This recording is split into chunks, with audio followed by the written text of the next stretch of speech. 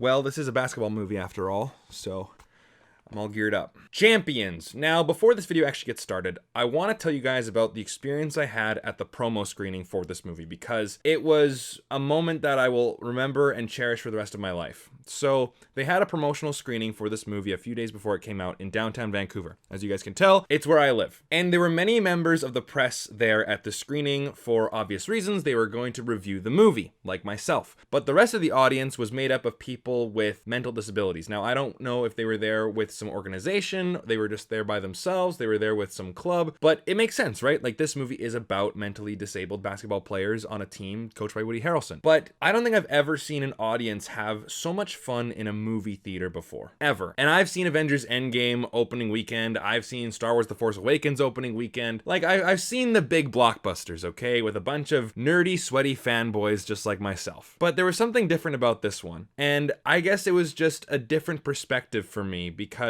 you would have all these people who we would say as a society are disabled, but yet they're all in this movie together having just the best time of their lives. And it was so infectious. They were laughing, they were clapping, they were cheering. It was a wonderful, wonderful time.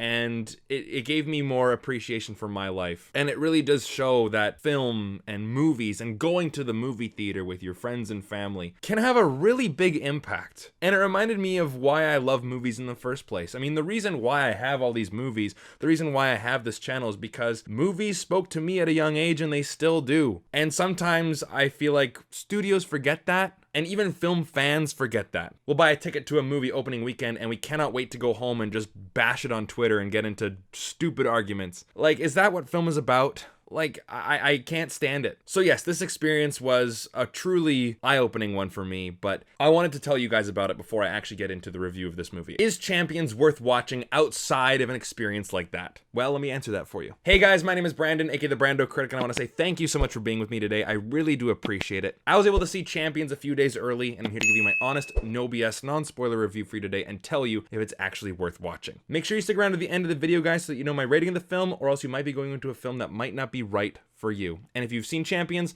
let me know your thoughts down in the comment section down below. Now, let's begin. So the director is Bobby Farrelly, and he has done many films with his brother, like There's Something About Mary, Dumb and Dumber, Osmosis Jones, Kingpin, Hall Pass. A lot of misses in there, but some hits for sure. And it stars Woody Harrelson, Kaitlin Olson, Ernie Hudson, Cheech Marin, and many others. And the story is about a basketball coach who should be coaching in the NBA, but he has an attitude problem, he has a drinking problem, and he is charged with community service, teaching and coaching this mentally disabled group of people that form the basketball team known as the Friends. So what are my thoughts on this movie? Well, let's address the elephant in the room. This movie, as soon as you look at the trailer and as soon as you look at the poster, you know exactly what movie you're gonna get. And I'm gonna say, yes, it is predictable. And I'm sure that some people will go, I won't watch that movie. It just looks like it's gonna be predictable. It's gonna be like that sappy, feel-good type of movie. And I'm gonna know how it ends as soon as it starts. And I will admit that, yes, you're right. This movie does have the almost exact same plot line as The Mighty Ducks. The story centers around our main character, Mark, who, let's just be honest, is an asshole. He's a great coach, but let's say that he's not a very good role model. He hooks up with women online and then just kind of shoos them away in the morning, gets into fights with players and other coaches, and he drives drunk,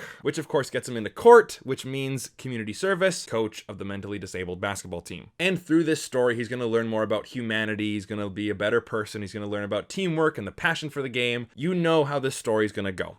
So why even watch it? Well, I've said this in many videos before, but there's only a few stories that you can actually tell. And I'm okay with seeing the same story again and again and again, as long as it's told well and it's told with a unique, fresh coat of paint. So sure, predictable movie. But I'll be honest, guys, this movie completely won me over. Like, completely won me over. And a big part of that is Woody Harrelson. Woody Harrelson gives a great performance, and honestly, he is one of my favorite actors. I actually was looking at my VHS collection back there, and I have White Men Can't Jump. I've never seen it before, but hey, Woody Harrelson basketball, I think that might be the next movie to watch on the watch list. But I digress. He always brings that lovable, quirky, tough guy, rough around the edges attitude, but he always has a heart of gold, and he brings that character to life here as well. And the dude is just very funny, very charismatic, and his character Mark in this movie, like, I really got invested in his story arcs. Yes, I would say multiple arcs, because there is a side plot about him possibly getting an NBA job with this new Seattle expansion team. And by the way, guys, if the NBA ever expands or does any relocation, Seattle and Vancouver, bring them back. Come on, guys. But either way, he has his NBA coaching job, he has a romance with one of the players' sisters, and he has a bunch of relationships with the individual players, and they all progress in their own way. And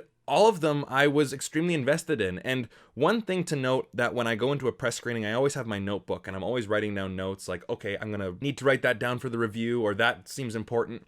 But there's a big chunk of the movie where I was just not writing down notes. I was just completely sucked into the movie, and I'm like, oh yeah, right, I'm supposed to be reviewing this movie and I gotta be writing down notes. And I forgot about that. I was just completely immersed into the story, which is a good thing. That is what movies are supposed to do. And the team is full of just the best, most colorful characters you could ever imagine. They each have their own personality, their own quirks. They all stand apart from one another. Like, for example, the one woman on the team, Cosentino, is extremely sassy, and she is just hilarious and extremely blunt. Like, for example, Woody Harrelson brings on an assistant coach to kind of help her, and he's doing the whole like, good job, great, and then she turns around, and I'll spoil this one joke. She turns around and goes, I have Down syndrome, I'm not deaf. And it got a huge uproar from the audience, and I'm like, that's just wonderful. She has many knee slappers, many zingers in this movie. There's one character who brags about his sexually active girlfriend and how she's a freak and how he keeps on doing three-ways with her. All these characters have this really unique sense of humor. One guy only shoots the ball backwards and he never gets it in, doesn't even hit the rim, and he always does this like big balls type of celebration, and he talks about the different celebrations in the NBA. And you got the one guy with the big heart, kind of the Charlie Conway of the group. The one character who has the best connection with Woody Harrelson, the coach.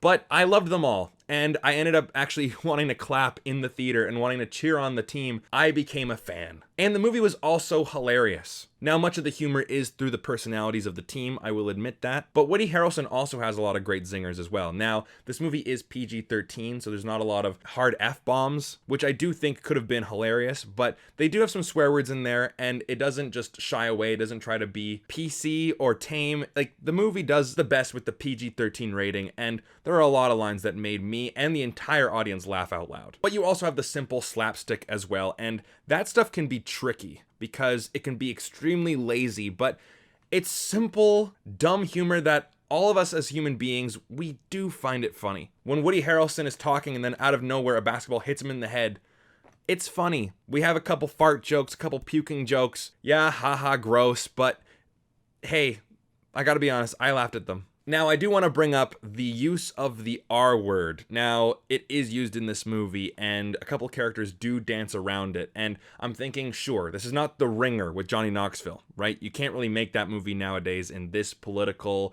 PC, more modern climate, and I totally understand that.